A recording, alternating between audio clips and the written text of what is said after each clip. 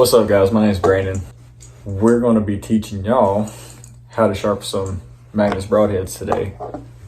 So this is the one that I chose for this year. It's a Blackhornet Ser-Razor and it is one of the 100 grains. So let's get into it. So what I have here is I have some 320 grit, which is upside down. It's going to be backwards, 320 grit.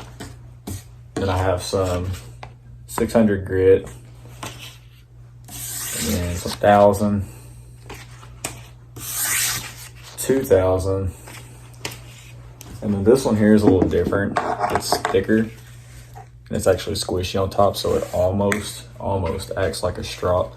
But I like this one because it gets down inside the serrations of this one a little bit better than the actual thin ones do. I found that it works really good for me. So you're obviously going to need one of these little guys. It's to stay sharp. This is black. I don't remember the exact name of it. I think I got it off Innovative Outdoorsman, $23, $25, somewhere in there. So you're going to need your sharpening jig, whichever one you prefer. This is one I like. Your sandpaper. You don't have to buy all different kinds of grits. I just did that because I'm OCD, kind of nitpicky. You're going to need a Sharpie, and I'll explain all this later. You're going to need a screwdriver. I use one of these Klein 11 ones because it's what I have, but on top of that, you're going to need a small Phillips and a big flathead, and it just has it all in one, so it's win-win. You're going to need something like channel locks, needle nose. I use my Gerber because it's what I have.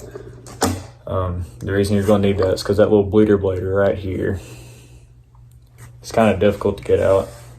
So, you know, they're going to be a little sharp. You don't need to be bleeding all over the place.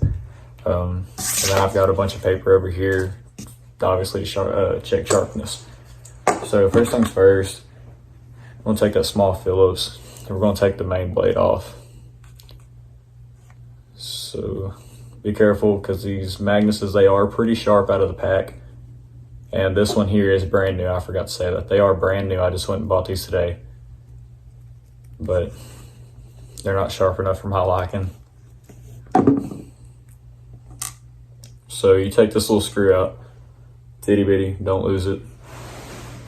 I got a tray over here I'm putting all this stuff in. Then your main blade will come out just like that. And then it has a little black piece right here in the middle. It's right there. And to get it out, just push it sideways. And like push it off like this right here. Or towards you, however. Yep, there you go. And it's got a little rubber thing on it. You probably can't see it. It has a little rubber thing on the inside of it, holds it still. Set all that big stuff over there. So like I say, it's a little difficult to get out. So make sure y'all can see it. I take my Gerber here, I grab the blade, try not to bend it up too bad, and just pop it right out of there. And then set the barrel over here. So I'm gonna start with a 320. And I like to do the serrated side of the blades first. So to do this, you just kind of slide it down in there. And I think online it says leave it like a 1/4 inch out. I'm not super nitpicky on that because that's why I have a Sharpie. I'm going to color that blade. I know y'all probably can't see this. Color it black just like that. And what that's going to tell you is if your blade is going across that sandpaper even, or if it's point heavy or tail heavy, is what I would call it. So I still have it loose right now, and I'm going to push it just real soft, and it'll actually align itself. So that looks pretty even to me. So I usually do it 3 or 4 or 5 times before.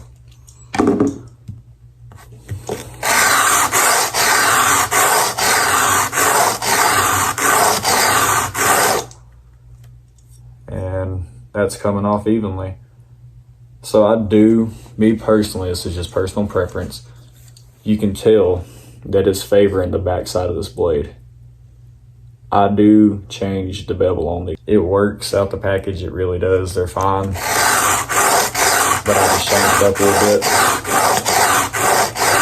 bit. Comes down to personal preference, you really ain't got to. I'm gonna slide it back in there just a touch.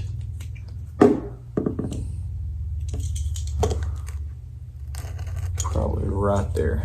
It's taking just a little bit too much off the tail of it for my liking.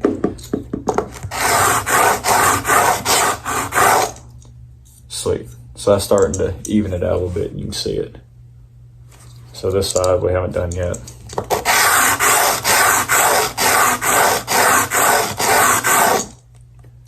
And you can see there that it's coming off evenly. It's got just a little bit in the center, but that's why I do this.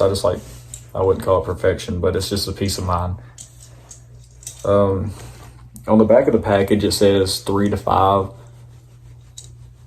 I don't follow that. I go until I'm happy with it. So there was 10 on that side. If you do 10 on one side, especially with this low grit, make sure you do 10 on the other side, because it is removing material. You're taking just a little bit off ever so slightly. So if you get carried away with it, let's say overall you do 50 on one side with the 320 and then 20 with the 320 on the other side, your bevel is going to be leaning just a little bit. It's not going to be straight, it's going to be leaning, which is important. So there was 10 and 10. I try to keep it somewhat even. I go 5 or 10. Just whatever you're comfortable with, just make sure you do the same on both sides. So, like I said earlier, the package recommends like 3 to 5. I do it until I get a burr. The reason that I do it until I get a burr is because whenever you have a burr, you're getting sharp. And that's your key, that's your sign to know that you're getting sharp. So, I'm just going to assume that I don't have a burr yet. I'm pretty sure that was 5. If you get off by 1 or 2 on each side, it's not going to affect anything too bad.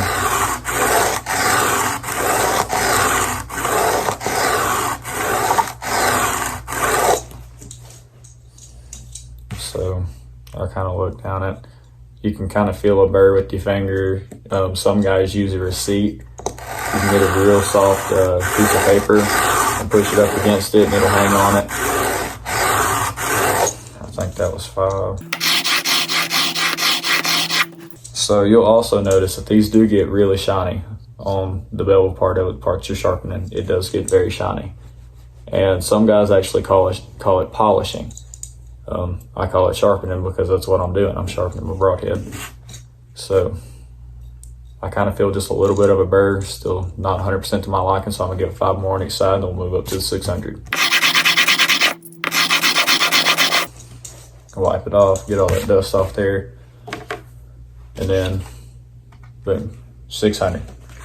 So this one here, you're going up in grit a little bit so it's not as aggressive.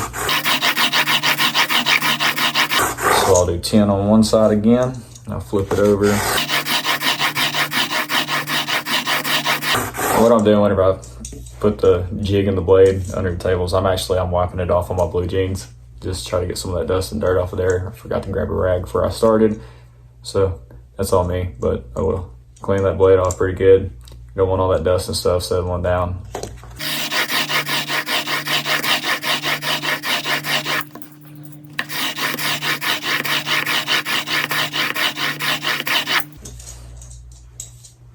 So that's looking pretty good to me.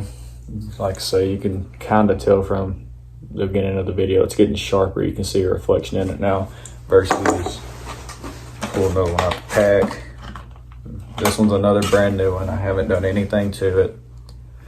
It's shiny, but I wish I could show you a little grooves in it, but I'm not on a big camera. I'm doing this on my phone. But we're polishing. There's 5. We're gonna do 5 on this side. So once I get up to the 600 grit, that's why I got so much paper over here. Y'all probably can't see it, but I'm gonna take a piece of this paper and on the 600, I'm not gonna go right here in the serrations. I'm gonna go up here on the point, and I'm gonna go back here on the back. So kind of test it. It's not nowhere near what I like. You can see it's still dull. The back's good. So I've noticed with these Magnus Broadheads out the package, on the tip of them, they call it a Tonto tip. It looks rolled, it's flat. So sometimes you have to do just a little bit more work to these the first time to get them sharp. They're up there on that tip. But whenever you get it figured out and get them honed in there, they're nasty.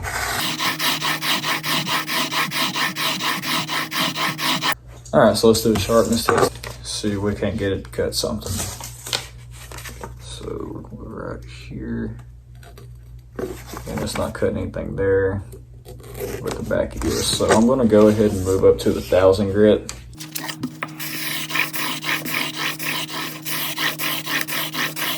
It's getting to where I like it. Let's test up the top side. The top side's getting good.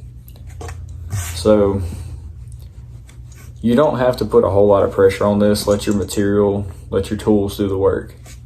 Don't kill yourself bowing up on it. Just trying to remove as much material as you can. This just takes time. You gotta be patient with it, and you'll get a good sharp broadhead out of it. So I'm gonna give it a few more passes because it's still not to where I like it. It's not to my liking yet. So give it some more and we'll get back.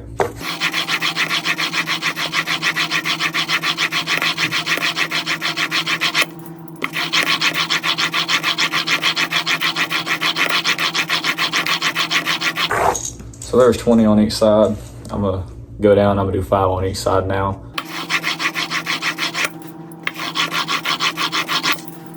So it's looking and feeling pretty good. Let's see if we can't get it to cut something. And it's falling right through it. Falling right there. It's getting nasty. So like I say, this 3000 grit, you can see it's thicker than normal sandpaper. With this, it feels like foam on top. Like I say, I got all the sandpaper in the auto section of Walmart's. There's numerous different things that you can use to polish these down and sharpen it, whatever you want to call it. There's numerous things. Some guys like strops. If I had one, I would personally use one. I'm just waiting on it to show up. So this is what's working for now. It's working pretty good for me. I'm getting broadheads pretty sharp enough that I'm confident taking a pig with it. So I'm gonna give it a few passes on this, but like I say, because this is a spongy material on top, you don't want to go against it like that because you're gonna tear it all up.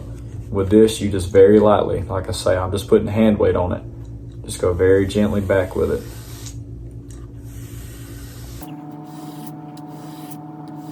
I'll do 5 there.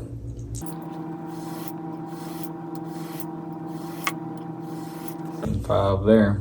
And it is just super shiny now. It's super polished. You can almost see my big ugly self in it. And it's falling right through it. That's super sharp. Let's see if I can get to where y'all can see it pretty good. It's just tear that junk off.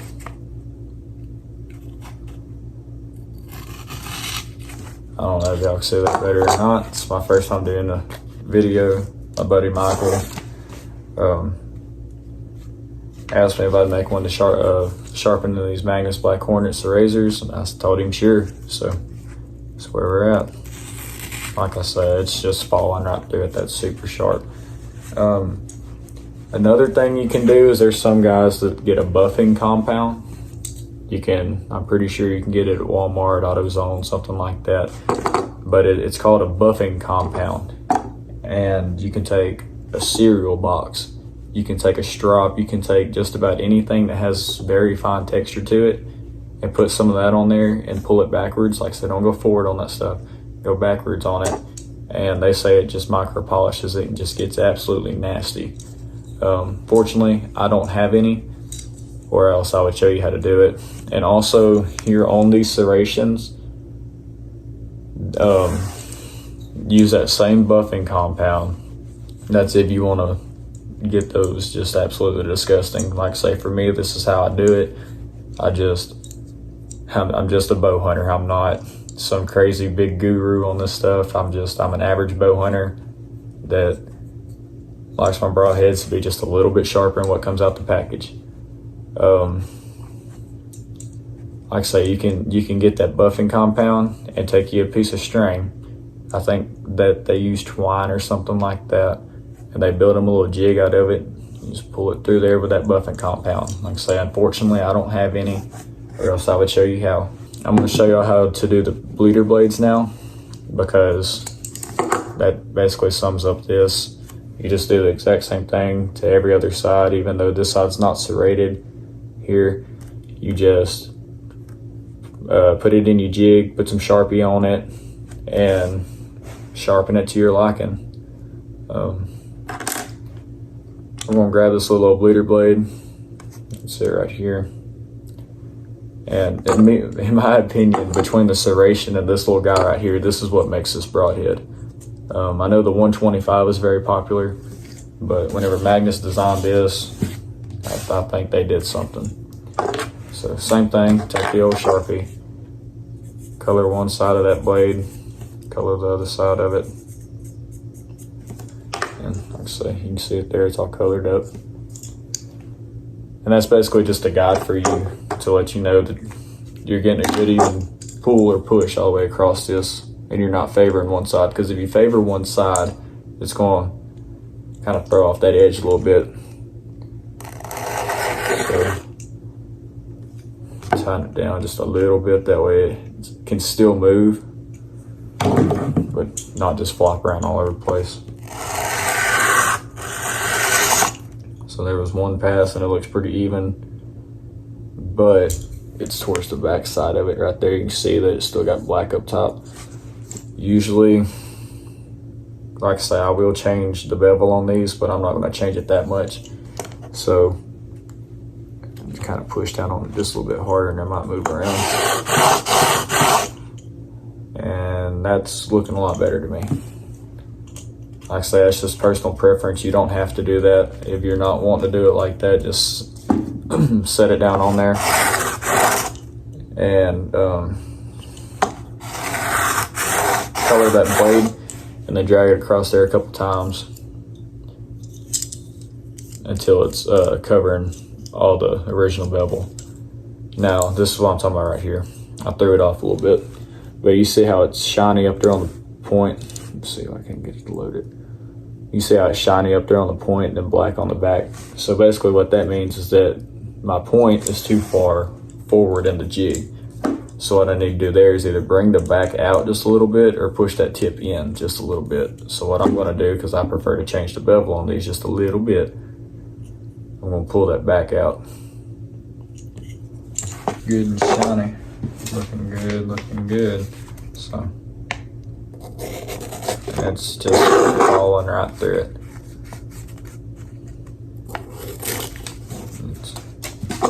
So, like I say, you don't have to sharpen your broadheads, but if you're watching this video, it's probably because you're going to want to sharpen your broadheads. There's probably 100 different ways you could do this. I'm not saying that mine is the best way or the perfect way or the most preferred way. This is just the way that I do it, and this is what works for me. So hopefully this video helps you guys out and helps you understand the process of sharpness a little bit better. Looking forward to going on a pig hunt, so maybe y'all can see one of these go through a peaker soon. We'll see y'all next time.